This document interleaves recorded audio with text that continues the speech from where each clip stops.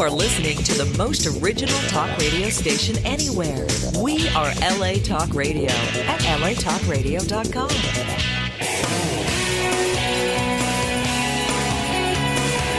You're listening to Peace Fund Radio with Adrian Paul and Ethan Dettenmaier, right here on LA Talk Radio. Good morning to you, me hearties. How are you this morning? Ethan, how you doing this morning? Fantastic. How are you doing? What happened to your voice? Oh, were we going to do pirate voices? Why not? We got a pirate show this morning. I figure these guys get this everywhere they go. So, well, yeah, we have a great show. I didn't know we were serious. I thought we were just keeping ourselves entertained. You thought I was joking about this? You thought I was joking about this? Well, all right, well, look, I'll tell you what. We certainly do a show in pirate voices. Well, it'd be nice. I'd like to do that. I've done that once before. I'll tell you what, let's have a little bit of music and we'll come back to it in a minute, shall we? Yeah, let's do that. We'll be right back.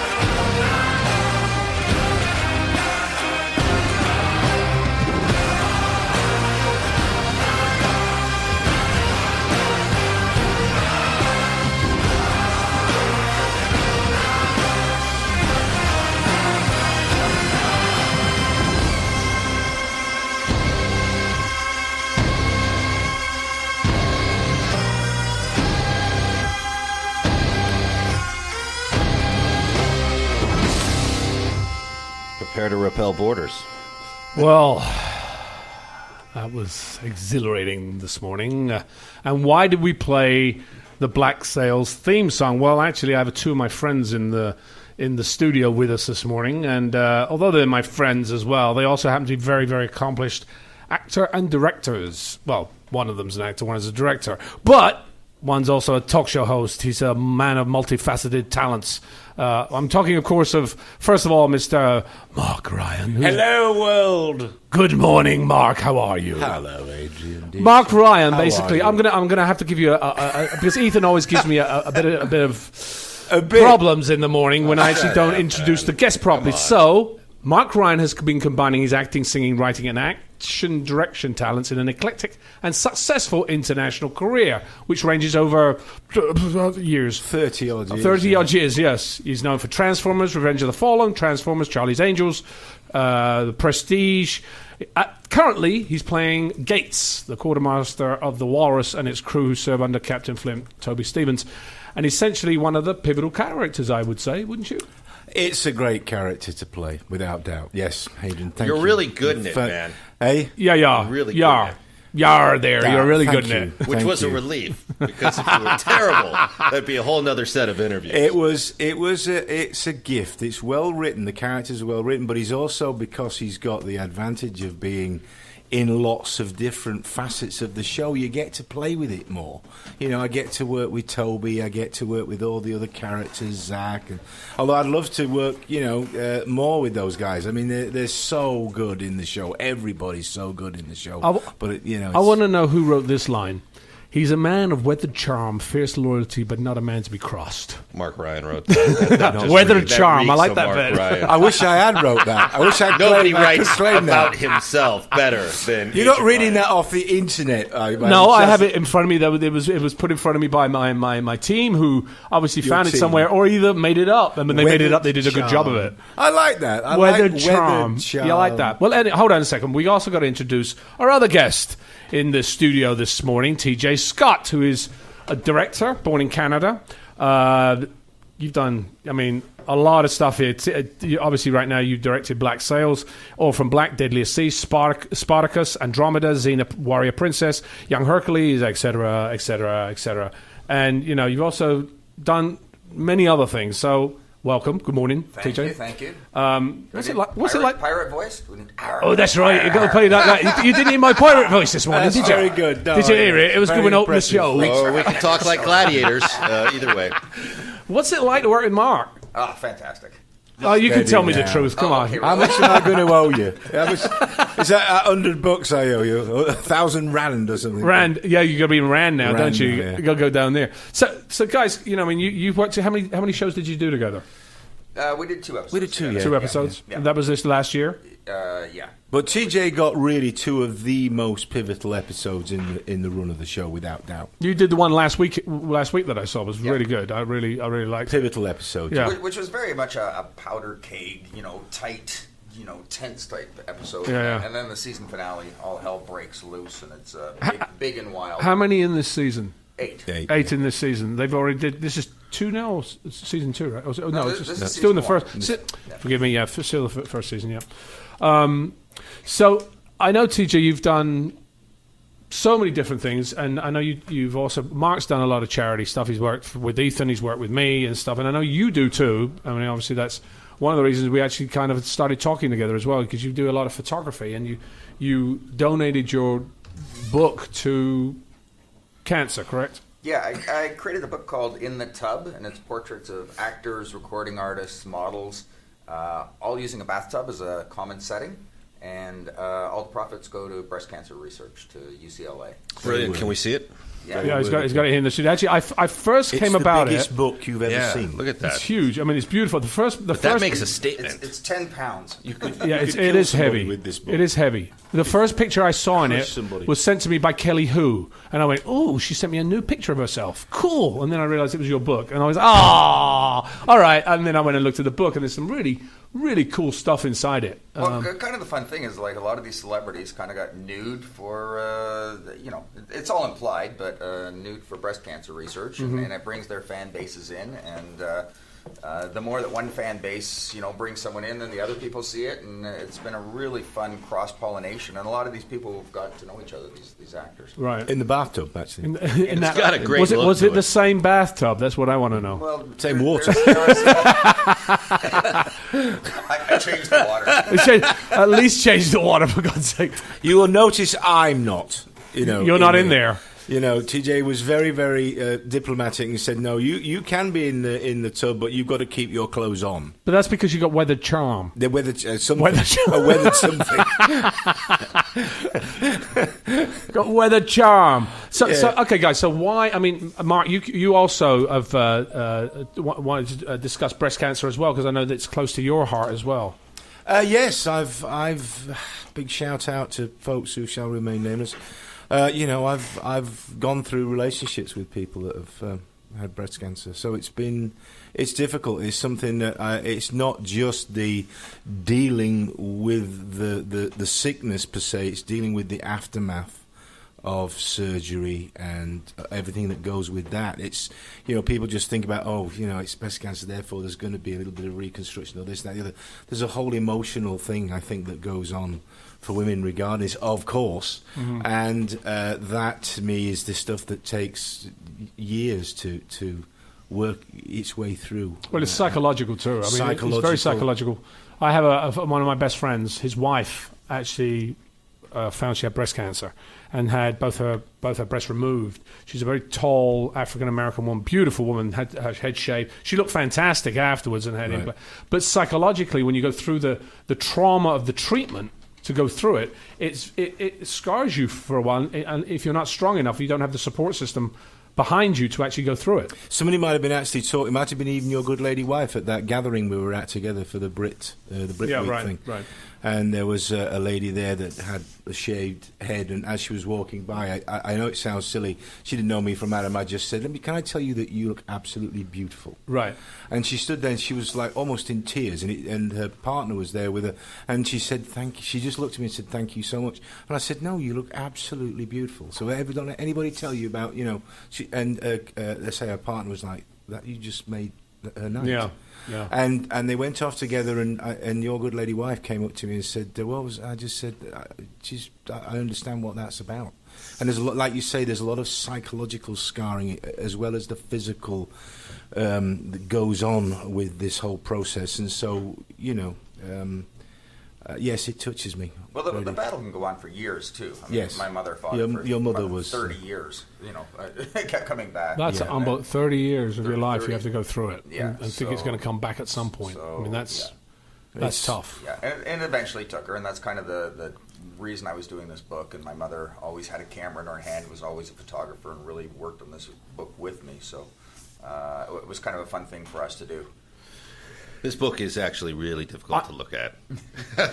No, it's beautiful. It's actually got a fantastic look to it. I'll hand it over to you in a minute. Thank you. So I don't do the show, just look at the book? Yeah, no, he says a minute, but it'll be about 3 hours. Well off there by the time Ethan's put the book just down. From an infomercial standpoint, this book is well worth whatever price or donation it's asking for, because this doesn't shortchange you at all. No, I know. And this is loaded with great images. I've seen a few of them. I can't remember where I saw it. I think maybe Kelly showed me a couple of them, or I saw it online. I can't remember. Yeah, there's a lot on the internet. There is, isn't there? I don't hide the book at all. I don't hide the photos, but having the actual book in your hand is different than looking at it on. Absolutely, yeah. Isn't Jess in there as well? Yes. Our beautiful Jessica. Yeah. You sold this book, right? You've sold it. You did a first run of it. I did a first run, and it's gone into a second printing. It went into a second printing after 6 weeks of being out. We'd already pretty much sold out. So wow. That's awesome. It's pretty cool. So now it's into its second printing. When is it going to be available for another go round, if you like? You can order it on Amazon. They have some copies still now, so Amazon's really the place to get it.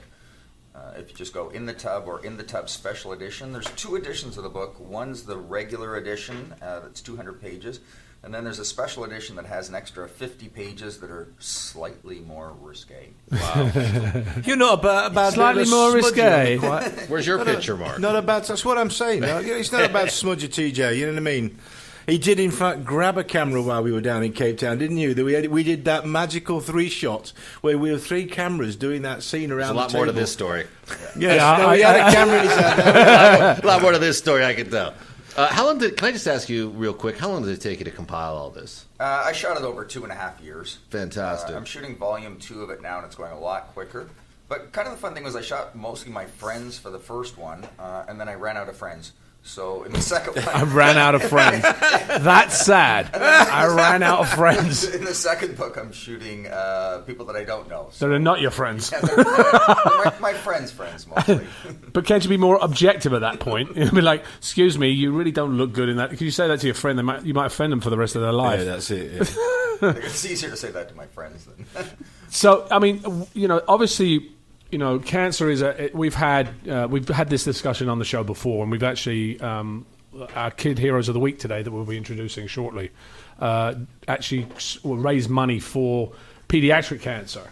And it's which is the number one disease killer for children. And we're talking about impacting how it impacts your life, not just it being cancer, you get treatment for it, it's over. It's for kids as well, it's even a longer process because, they don't grow up or marry or, have children of their own. They've got to look forward to that. So the loss of a child is one of the worst tragedies a family can actually face. I've got some statistics here, actually. Cancer is the leading cause of death by disease in children and adolescents in the United States. It kills more children than cystic fibrosis, muscular dystrophy, AIDS, asthma, and juvenile diabetes combined. Whoa. That's pretty deep. And the interesting thing is, I believe there are different reasons for the cause of cancer. I also believe there are cures for cancer out there that are not necessarily being given to the general public or being shared as openly as they can do, either because it costs too much money or somebody's not making money on it. But I also believe there are certain psychological and physical things that you can do to prevent cancer, the right type of vitamins, the right type of thoughts in your mind. Because, somebody said once, a lot of time you got the aches and pains, you get them on your shoulders and your neck and your back, and a lot of those come from the thought process. And somebody goes, well, how does that work? And I said, well, think about it. It's very simple. Whenever you move a muscle in your body, it's a thought process from your brain that says, move that muscle, which sends an electrical pulse to the stimuli in your nerves that cause the muscle to move, and you move it. If you think about that as a bad thought in your mind, somewhere it's going to stay in your body. And the more bad thoughts and bad processes you have, the more build-up and more likelihood you have of being actually getting some sort of disease. There's my theory. Well, no, it is an interesting theory. I mean, there's no doubt that human beings are physically affected by their thought processes, and a lot more than we give. You just explained it in a mechanical way, but stress and depression and financial problems, and I mean, these physically affect people. They do get sick from worry, literally, and so I think that's a very, very interesting thought. And the medical system here is not about curing people; it's about making money. Like, you should have seen Mark when he was deciding ADR for Black Sails or Transformers 4. What it did to him was just an became unbelievable weathered. amount of stress and fatigue. He was awful to be around on Fridays when we broadcasted. Tough to choose. And he was a perfect example of exactly what he's talking about, medically speaking. It's interesting. I went to church last weekend, and the process. Excuse me. And you weren't struck down? Obviously, someone's in trouble somewhere. No, but the interesting thing is that it's a very forward thinking. It's not a regular stoppage. They explain things in layman's terms. And one of the things it was talking about people and how your thought process of holds you back in life. Absolutely. The things that you regret, the things that you have done that you've held on to, stop you from moving forward. Absolutely. And therefore, you've got to think to yourself, you are beautiful. And you've got to tell people in front of them they are beautiful. It doesn't matter if you're fat, you're ugly, you've got warts on your face. It doesn't matter. You're still beautiful because you are the person inside that has to live with it. And that way you can move forward and progress your life. Therefore, holding on to any negative thought stops you from progressing everything in your life. Absolutely. In Wildwood Tarot and in the biography, which will be coming out, I talk continually about this because I actually believe it and I live it. And that is that the thought process of actually having some intangible idea. It's just energy until it manifests through your brain into a written work or directing something or writing something or playing in something. It's just an idea. It's just energy out there until you manifest it in your mind and create it. And the most important thing is attitude defines outcome. Mm-hmm. Your attitude to what is going on around you literally will define what outcome you're going to get, because it depends how you approach everything in life. No, I live by that. I believe it absolutely. It's a way of changing not just your reality but other people's realities as well. So TJ, what do you think about this? I mean, you've done this book. You've done this book on cancer, which supports cancer. What are your thoughts on this whole discussion we're having at the moment? Well, kind of my thought was that I really don't know what causes cancer. I don't know how to solve it. What I know how to do is raise money. and do Can you help me? photography. I'd like some money, please. So I figured what I would do is I would raise the money and give it to people that know how to, research cancer Right. and do stuff. And that's why I went to UCLA Research, where they're doing fantastic research on cancer. And, my mother was a nurse who had come up really working with a lot of ways of solving a lot of medical issues, and her thing was that there is going to be a way to fix cancer. Fix it, yeah. So we just need to pound more money into research. Well, you're talking about research. I mean, when you're talking about cancer, people go, "Oh, cancer, it's one word." But there's actually, when I was just looking here, kid cancer and adult cancer is totally different. And cancer is not just one disease. Right. There are more than 25 types, each requiring its own research in kids alone. Yeah. And treatments can affect a kid's growth, fertility, and endocrine system. And, you can have immunologically suppressed.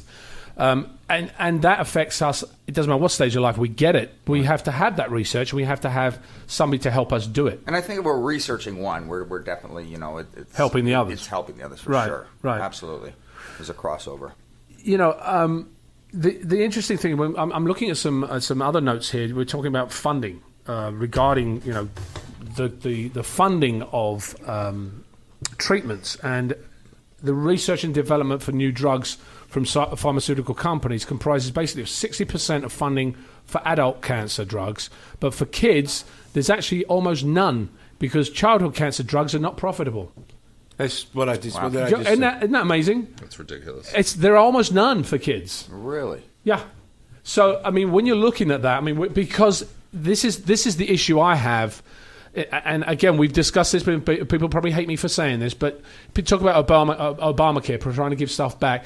At least there is people trying to do something that is not for profit as such. We all spend our lives all the time trying to work forward and make a profit and make a great living, etc. But there are certain things we have to give back because I think by giving those back, which is putting that mind process forward and seeing things in a positive way, it'll come back to you in a different way.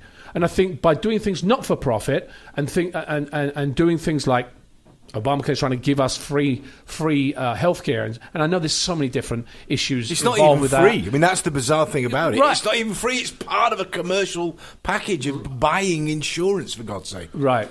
Okay. But the thing is that I want to make sure that everybody gets a chance at a profitable life, if you like. Well, that's the thing. How many people have we lost because they couldn't afford proper medical care? Oh, absolutely. How many children? We do PSAs all the time for children in CODA, Children's Organs Transplant Association. We do that all the time. We see that all the time. How many hundreds of thousands of people have we lost? Yeah. We grew up in a healthcare system in the UK, which is different to the system here. Yeah, believe me, I know. And people can complain about the National Health Service. All of my interactions with the healthcare service, which included watching my mother pass away and my father pass away, and most of that second generation, the older generation of my family, the healthcare system there was superb. Well, it's embarrassing that I can take a drug smuggling tunnel back to Tijuana, brave the gunfire, and probably get better medical treatment there. That is true. Than I could. That is true. It's interesting. When we actually funded, the Peace Fund last year funded a respiratory unit for a children's unit for children in the wards that are prenatal, and they had a very rudimentary hospital. It was this the one in Romania? No, in Hungary. In Hungary, in Hungary, yeah. Okay. And the thing about it was really got to me was that the people made the difference. It was the people, the nurses and that, who are probably not getting paid a fraction of what being paid here, make a difference. They're the ones that love the kids, and that actually cures them a lot quicker. It brings them to life. And I think that's something we've got to look at. Look at this. Look at this here. National Cancer Institute spends 96% of its budget on adult cancers, only 4% of its budget on children cancers. Now, watch this. Yet kids make up 20% of the population. So what are we doing? We're cutting our knees off. But you hit it earlier on. There's less profit in that, and that's where the wheels come off here. It really does, in my experience.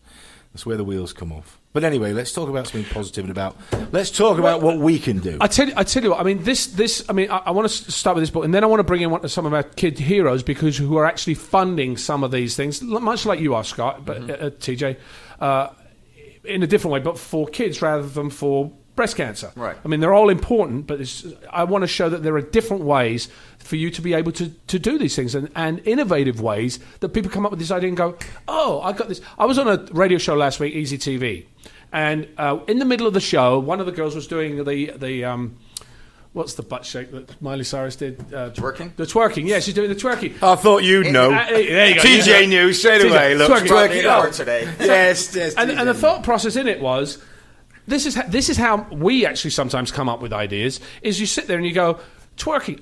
You get the celebs to twerk. Hey, why don't you get celebrities to twerk for a cause? And you go, I'm going to push it. Well, it might be funny, but you know what? People are going to watch it, and people might download $5 a day. How's your twerking, Mark? Yeah. Well, the funny thing is, in Yorkshire, when people say to me, where are you going on Monday morning? I go, twerk. Twerk. I'm going to twerk, aren't I? Twerk. I'm going to twerk. I'm going to twerk. Yes, you wouldn't understand that unless you came from Yorkshire. Yeah, I know. No, or you come from the south and you understand the Yorkshire mentality. Aye. Yeah, that's Twerk. right. Yeah. So those of us from Van Nuys don't know what you're talking about. Yeah, there you go.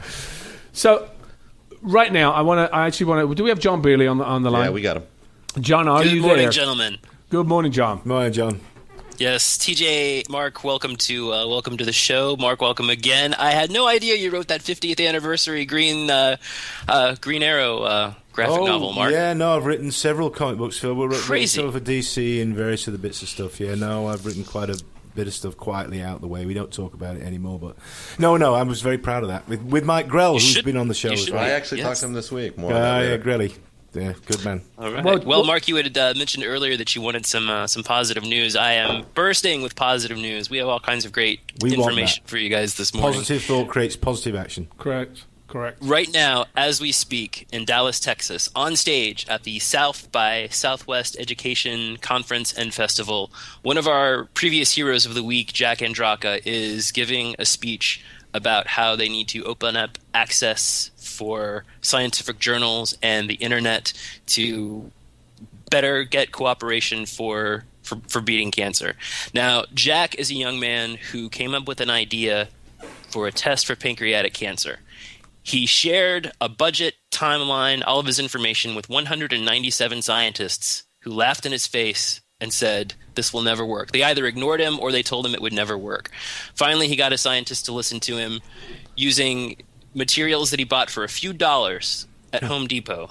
He came up with a test that is 90% accurate, 168 times faster, 26,000 times less expensive, 400 times more sensitive than all current pancreatic cancer tests. Wow. And right now, Jack is on stage, one of our heroes, telling adult scientists how it's done, what to do, how to use his method to save more lives. We are extremely proud at this moment. What I like about the fact is not the fact that he did it; it was the fact that he took no for an answer. I got goosebumps just but seriously, it really is amazing. It's really.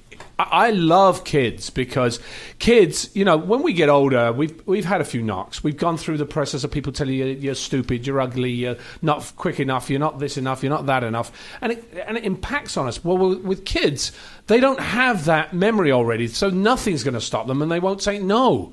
And I love that about especially Jack, who did that and said no. 197. How old is Jack? 15. Oh. He's 17 now. 17 now. He's 15 when he did it. He was 14, 15 when he started this. And you have to keep in mind that many of these scientists that he was reaching out to present his idea to were scientists who were his heroes. Wasn't he on the show? Or didn't we talk to him on the show? Yeah, we talked. Yes. I went, this kid is absolute genius. I went, that was fantastic. That was the show we did. Well, congrats.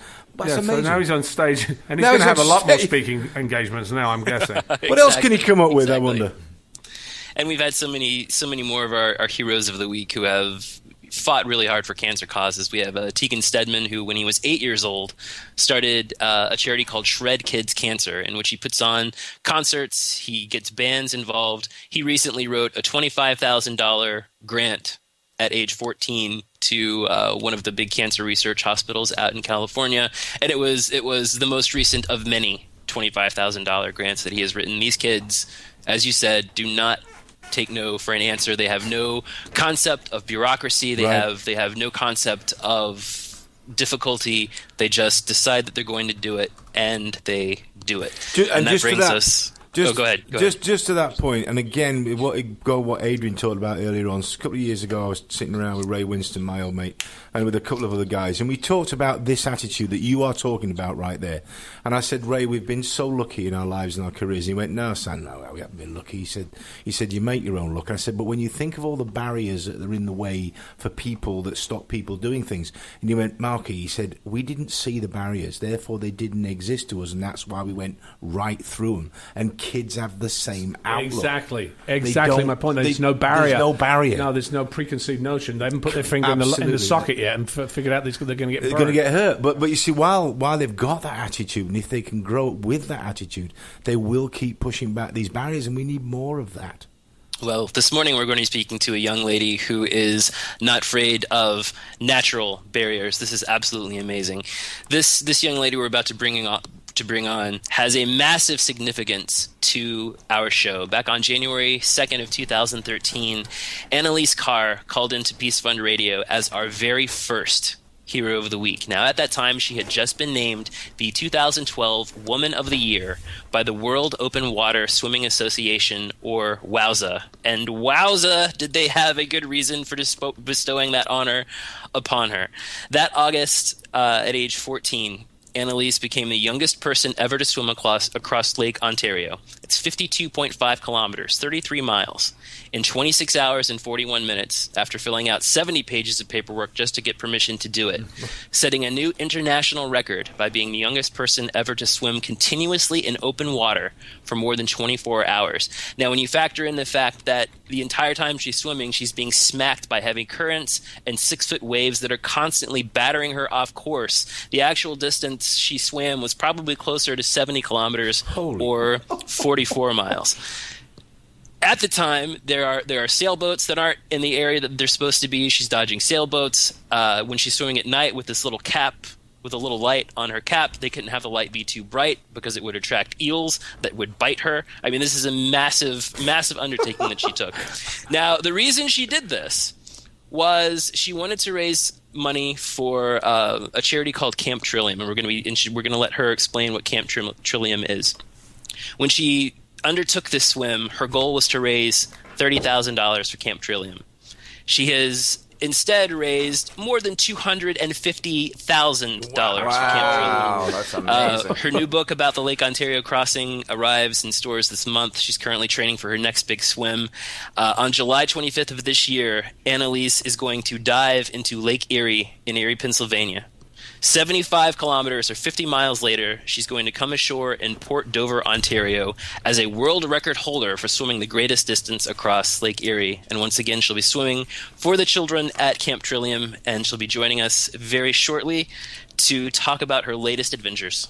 I saw this in the paper. I saw that she'd been named Woman of the Year, and it rang a bell with me, but I didn't connect it. You hear it first on Peace Fund Radio. You've got to understand that. We got John picking up all the young ones. It's the young ones that are making the difference. Making the break, I know. Yeah, and so, you guys deal with water all the time. Do you actually guys fall into the water when you do black sails? Oh, I can say this because you know it's funny. Zach McGowan did. Yeah, Zach, Mr. Fitness. God, I love him. He's such a good guy. He's fit as a butcher's dog as well. But they put him in the boat. Oh, it's the funniest thing I've ever seen was Zach trying to control a small boat.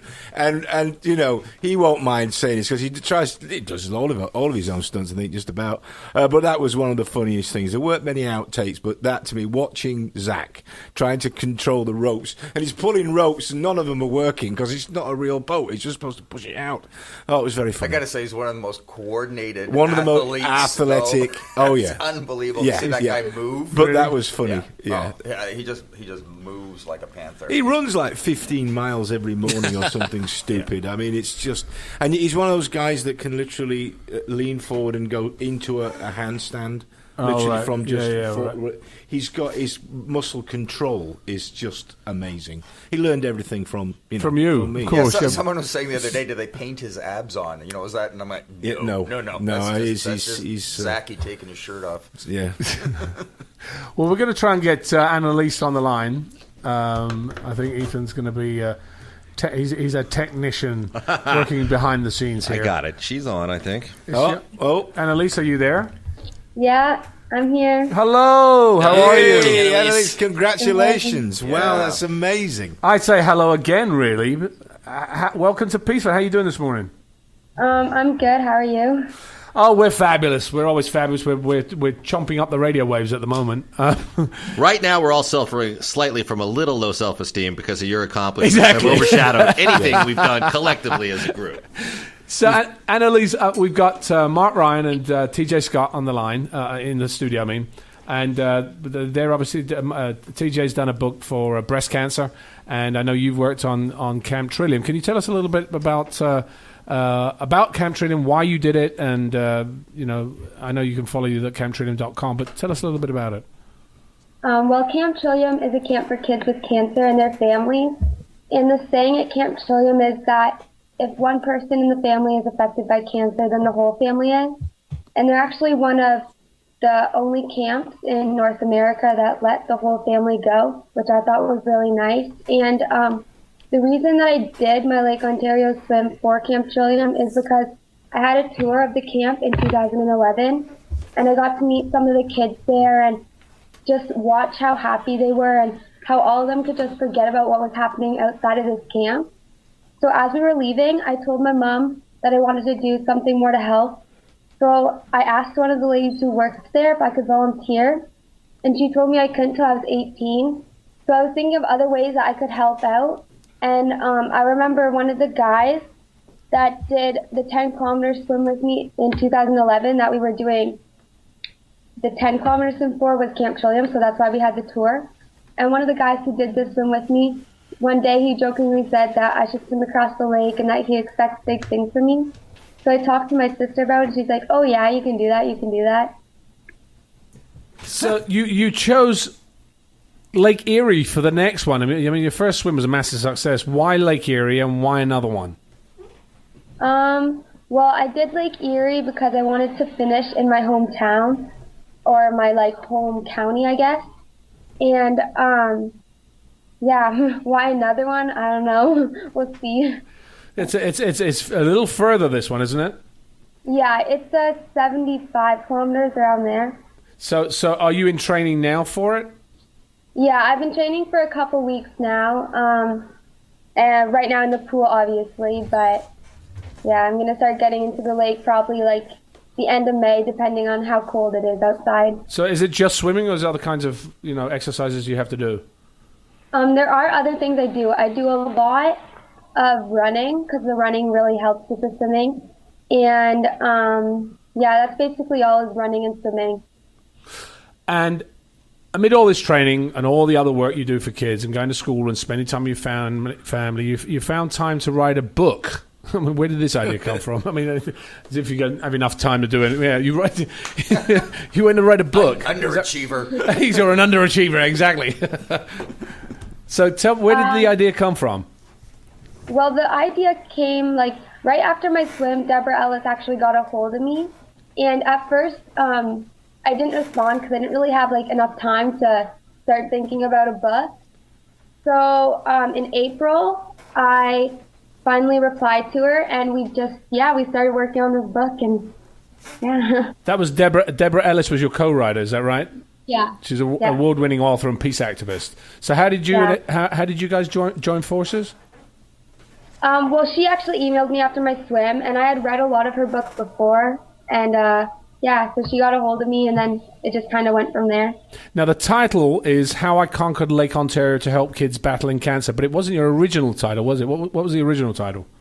The original title that I wanted to use was Heart 2.0, because Marilyn Bell's movie was called Heart.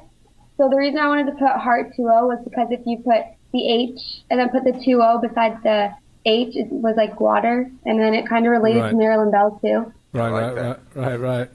So what was tougher, writing the book or swimming Lake Ontario? I'm not sure, to be honest. Writing the book was pretty hard because it was hard to remember like everything that happened during the lake swim. But I mean, the lake swim was pretty hard too with all the waves and everything. Any problems across the lake? Any problems? Well, like an eel coming up and nipping your toes. It's pretty cold. I mean, it's cold. I mean, those northern lakes aren't they cold? And you're doing the next one in May. Isn't that going to be freezing? No, I'm doing the next one actually in June. Oh, June. Okay, that makes a little July. But it's really cold still outside, and my training's starting in May. But I don't know if I'll be able to start training if it's still cold out.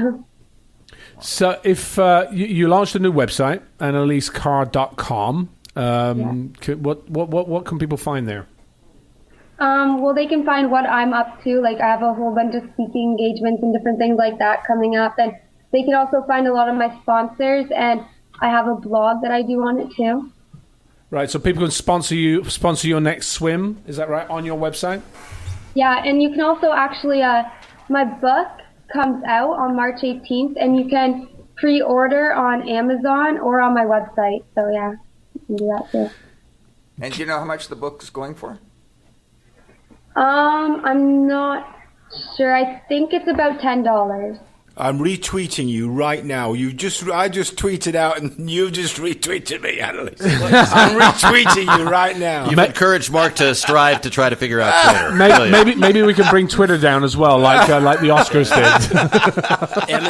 Amazon is going to have the hardcover for $14, the paperback for $8. And let me very quickly say, I read the book, and it is absolutely amazing. It is inspiring. She not only breaks down the swim, but if she puts out a term, she'll define it. If she talks about eels, she'll put a little info box to talk about the eels. Whatever she talks about, she defines. It's so informative. It's so inspiring. It's a fun read. It's a sincere read. You will be inspired out of your socks if you read this book. I promise. Great. Thank you. Annalise, you also have a philosophy about how, and we've talked about this a lot of times on Peace Fund Radio, that our actions are like ripples in water. What do you think about that? I mean, you want to share that idea that you have? Well, my idea was kind of like how a water drop all by itself can seem small and insignificant, but then once the water drop hits the water, the ripples form, and they keep getting bigger and bigger and bigger. And that's kind of like what I'm trying to do and what I want like other people to try to do by donating. Just by donating a little bit, the ripples will get bigger and bigger and bigger and keep helping more and more people. Well, Annalise, thank you so much for joining us. Again, you're our yearly caller. All of us here at Peace Fund Radio will be cheering for you this summer. We want to awesome. thank you so much for doing that, because you're definitely a guiding light to a lot of people. Inspiration. Absolutely. And our Peace Fund Hero of the Week. Absolutely. So we will keep us informed and we'll share all your updates on our websites and our blog about what you're doing. And good luck with the swim. All right, thank you. Thank you, Annalise. Be careful out there. Isn't it amazing? I just get this every week. I go, another one's just taking us down. I know. But to me, I think it's when you have a young person like that says, I want to make a ripple in the world. I mean, I think it is starting. You can't start big. You have to start somewhere, and it may mean 1 or 2 or 3 people doing that. And eventually, if you have enough passion for it and enough devotion to it, it will affect a lot more people who then, like she got an award-winning novelist want to write her book with her. Absolutely. Yeah. It's you know what I mean. It's you've got to make that step forward to make a difference. And you also have to not be able to not be afraid of the word no, because this is another case with Annalise where she had actually contacted this camp and said, "Hey, I want to volunteer." They said, "Well, sorry, you're not old enough." So she found a different way. She found a different way to help, and has through that has touched so many more people's lives, because she wasn't afraid of the word no. She found a different way. She made her own path, and there's a lot of that in the book. You'll find a lot of that of her philosophies about just not giving up. If you love something, if you want to do it, work for it, fight for it, work hard. What was and the figure rewards she will come. raised? How much did she raise? $240,000. $250,000. $250,000. That buys a lot of camping equipment. Yeah, well, the funny thing about it is it might be in Canadian dollars too, which makes it a little bit more money. Depends on what day it is. Well, now that I remember the Canadian dollar when it was 123, 125. I'm dating myself a little bit here, but it was a lot more. Now it's on par, if not slightly better than the US dollar, which is scary. She must have a lot of family support too, for a kid like that. And I think that's a big thing, is for family to get in there and to support their kids. And when their kids are coming up against the parents must be helping out. And she said her sister helped. Yeah, she has a couple of several younger siblings and the parents. And like I said, and as you read the book, it's amazing what she writes about being in this big, huge lake at night with very little light, and it's harrowing. I mean, there are sections of the book, chapter 6 especially, is absolutely harrowing, but it's so inspiring when you think about, she wasn't afraid. She was just like, well, here's another obstacle, I'll keep going. Well, here's another obstacle, I'll keep going. Do you think, amazing. because you brought it, it's an interesting point. Do you think that the mindset of the familial mindset, the group, the support, affects the way sometimes that these kids think? Yes. Is it about the Absolutely. soil into which Absolutely. they... Because I was about to say what TJ said, and it is. We've had that here on the show. It's the parents that push these kids forward, and so thank God some parents are smart enough or forward thinking enough to say, my kid has an idea, has something. Don't negate your child. You Ethan, have the same thing with your child who started her own charity, right? Yes. So she shames us with her well, productivity. when you think about that, I mean, that's you're behind her. She's not doing that just off her own back. It's because you're supporting her to do that, and you're giving her some of the, maybe not the ideas as such, but you've given her the support. I start to think she would do it anyway, despite what I say. Dude, let me tell you something. The example you set as a parent personality. is important. Absolutely. It's important. Well, Yeah, well, like with Jack, for example, Jack Andraka, all of this lab work that he did. I mean, he was in school. He had to do the lab work at night, in the evenings. So his mother would drive him to the laboratory, and his mother would sleep in the car in the parking garage while he would go into the laboratory and do his work. And and she did this for months and months and months and months. Never gave up hope on him. And she she said that one night she was asleep in the car in the parking garage, and she heard this banging on the window, and she looked up, and there's Jack with his huge smile on his face and tears streaming down his face, and she knew at that moment he figured it out. He figured out his method. He got it to work, and has he been approached by any of the the big pharma type companies to buy this and develop it and take it? There's a US patent on it. There is now there's a US patent on the device now. I mean, and the thing he's working. He owns? Yeah, well, I'm sure he's going to be part of. I'm sure the doctors that suddenly went, oh, look, you've got a great idea here. They'll be part of it as well, guarantee. That's why most of the doctors said no, because as we said before, there was no money in it. But now there is money in it because they figured out, oh, yeah, you can do that. And now and you know what it is? It's a clicker.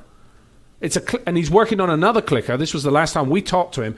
On other diseases that you can find, he's got. This is the great thing about takes a blood sample. It'll take a sample and tell you what you've got to figure. So it's a click. Unreal. Instead of going to spend hundreds of thousands or thousands of dollars to go and get test results, you've got to click. Wow. So anyway, John, do you have anything? Because we're running out of time again this morning. Do you have anything else to bring us before I bring you to a close? As always, check out our blog.thepeacefund.org. You'll find links to the main Peace Fund website, links to all of our Twitters and Facebooks and all of those things. We'll have information about Annalise's book for anybody out there who would like to pre-order it, plus all of the social media links for Adrian and Ethan, and for our guests today, TJ and Mark. Yeah, TJ, where can people find your book, TJ? Best thing to do is just look it up on Amazon, In the Tub. In the Tub. That's by TJ Scott, entrepreneur, director, and social activist. And Mark, dude, thank you for coming in this morning, man. Because we've had and TJ, thanks a lot for coming this morning and sharing the book with us. Because I think it's good for people to be doing what you're doing, and I think it's informative and enlightening to have people that do this because they want to give something back to the community.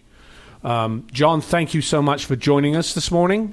It is my absolute honor every week. I can't believe I get to do this.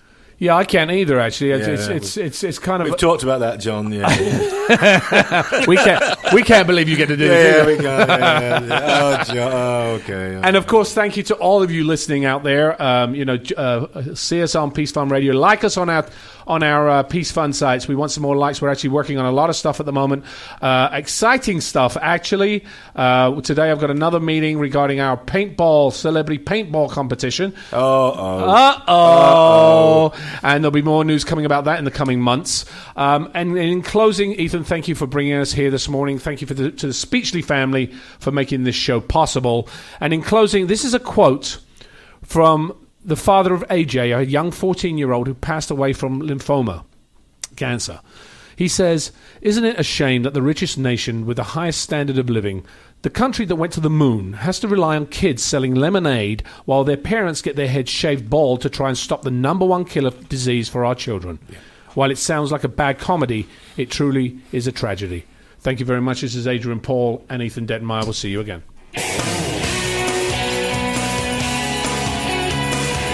You're listening to Peace Fund Radio with Adrian Paul and Ethan Dettenmaier, right here on LA Talk Radio.